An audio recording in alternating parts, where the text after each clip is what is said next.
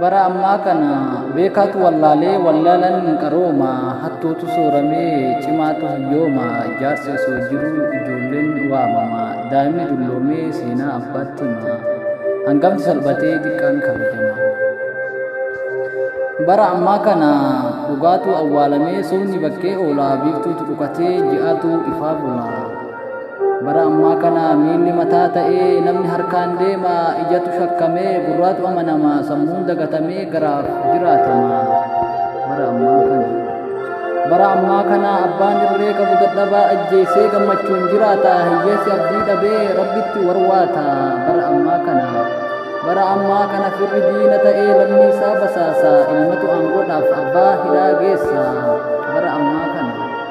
bara ammaa kana sareen mana bulaa namaatu ala galaa hantuutaaf adurree wal hammatee bulaa.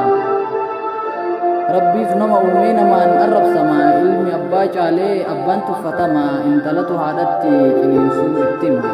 bara ammaa kana uumaan rabbii guddaa kabajaa dhorkamee biifni rabbii uumee namaan jijjiirama meekaappiin dibama dhiiraaf dhalaa ta'uu walii wallaalama dhiirri dhalaa ta'a dhalaan ni dhiiroma saalli rabbii uumee namaan jijjiirama.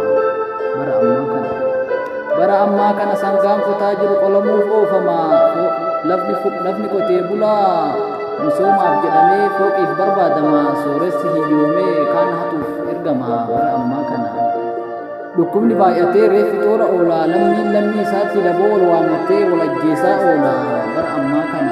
bara ammaa kana jeessootu daakamee nyaataaf gabaa ba'a biyyoon lafa keessaa mi'eessituu ta'ee muuziin bulbulamee maqaan dhadhaa ta'a sukkaarri affeelamee akka dammaa yaa'a dhugaan jijjiiramee sirni